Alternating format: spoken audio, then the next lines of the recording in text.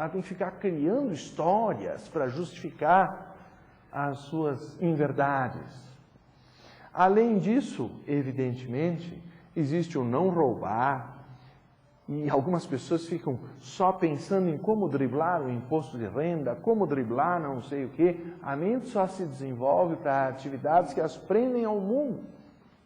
Nós podemos observar a capacidade da mente se perturbar pela luxúria. Então, a observância da castidade é importante nos Yoga Sutras, porque senão a mente fica sempre recorrendo à busca de estímulos sensoriais e também à busca da simplicidade voluntária como uma necessidade de superar as preocupações com a sobrevivência, com isso e com aquilo, porque vocês sabem que mesmo para os vigários e os bispos que sejam castos, ainda tem a história da vigarice, ou seja, a preocupação com o dinheiro.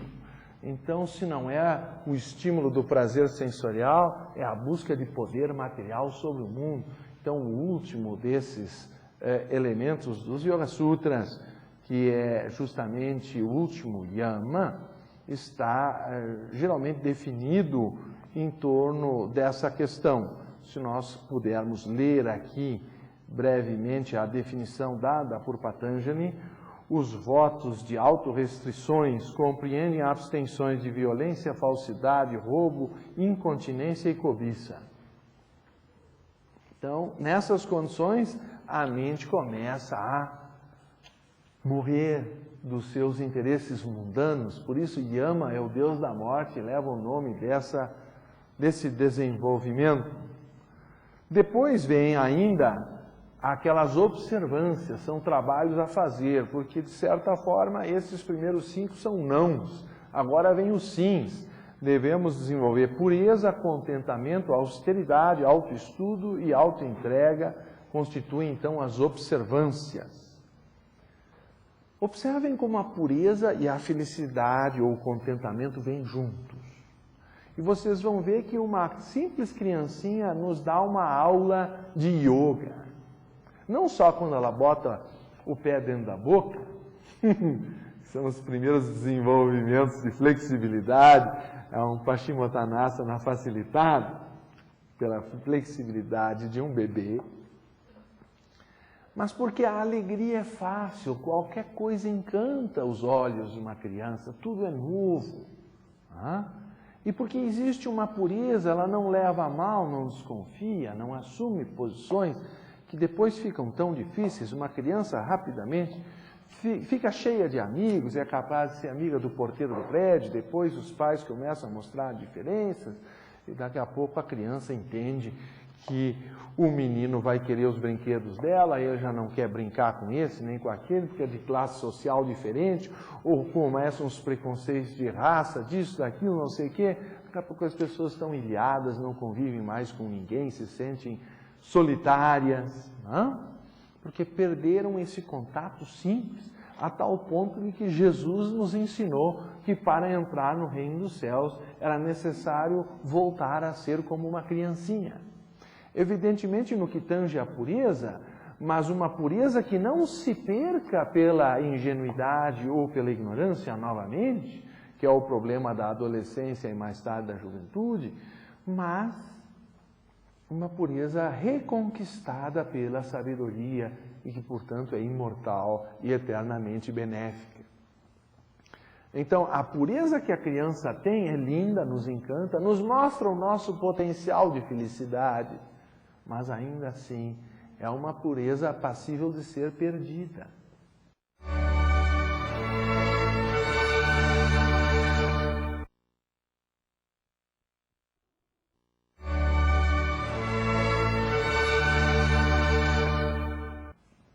Uma das perguntas que eu achei brilhantes, feitas pelo Dalai Lama numa palestra que eu assisti às margens do Rio Grande, na sede da Sociedade Teosófica Nacional na Índia, foi quando ele dizia que todos nós somos frutos da compaixão, tendo em vista que,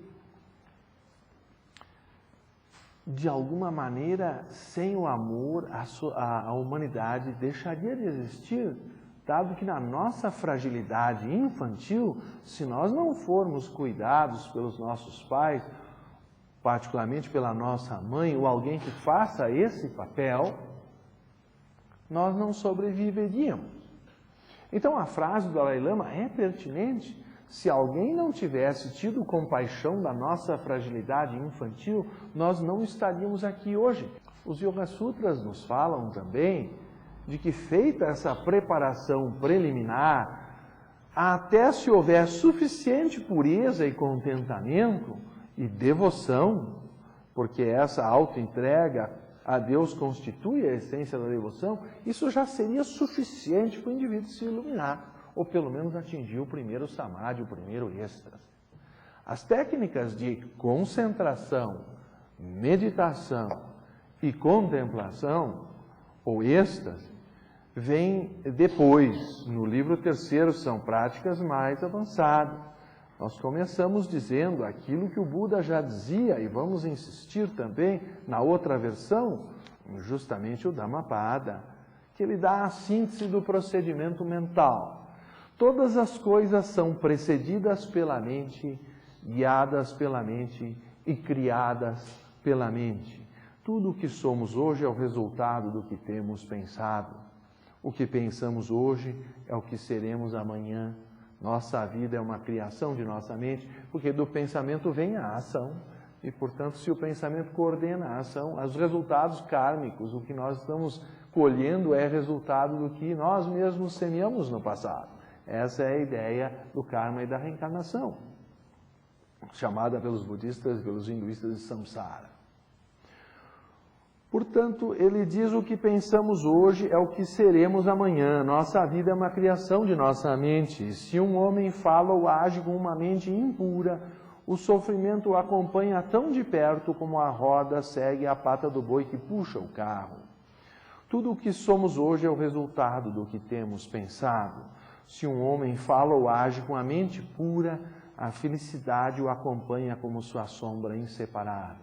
Era o que eu dizia das criancinhas que têm uma felicidade fácil. Os Yoga Sutras diriam, nessa hora nós teríamos que pensar no oposto. E ele vem logo aqui com o Buda dizendo: ele me insultou, ele me maltratou, ele me rebaixou, ele me roubou. Não há ódio nem ressentimento para os que jamais dão guarida a tais pensamentos. O ódio jamais é vencido pelo ódio. O ódio só se extingue com o amor. Essa é uma lei eterna. Então, nós podemos apenas acelerar esse processo, que alguns chamam de ocultismo ou de Raja Yoga, orientando a nossa mente nessa direção, na mente de colocar o pensamento, na disposição sistemática de colocar o pensamento naquilo que é positivo, naquilo que é duradouro, naquilo que aponta para o eterno. O Sr. Leadbeater, por sua vez, definiu, no seu livro Lado Oculto das Coisas, o ocultismo, como sendo o estudo do lado oculto da natureza, ou melhor, o estudo da natureza em sua totalidade, e não apenas daquela parte mínima que é o objeto da investigação da ciência moderna. E, por outro lado, a própria doutora Bezan faz uma correlação interessante em seu livro Os Ideais da Teosofia, que eu também gostaria de recomendar. Ele foi traduzido por Fernando Pessoa e nós fizemos a reedição pela editora Teosófica.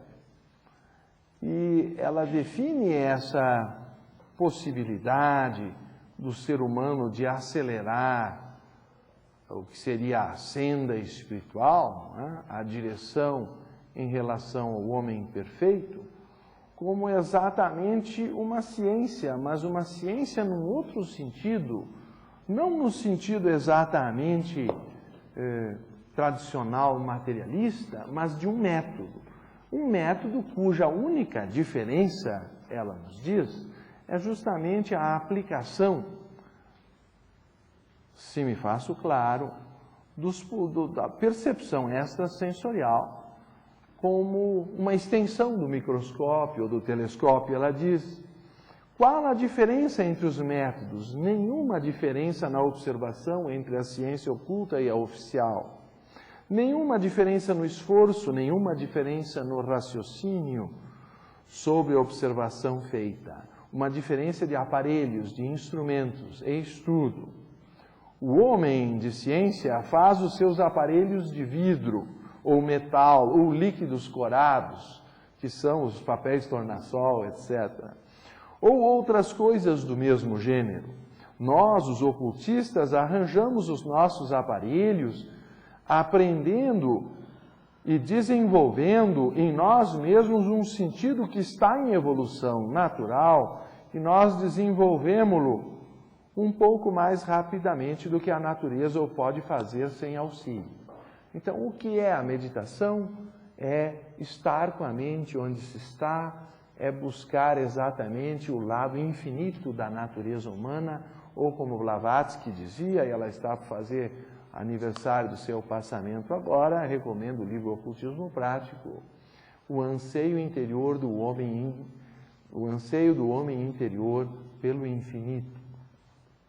Essa potencialidade de nós nos tornarmos um Cristo ou um Buda, até que todos nós cheguemos ao homem perfeito, à plena medida da estatura do Cristo. Essa é a essência da nossa busca espiritual.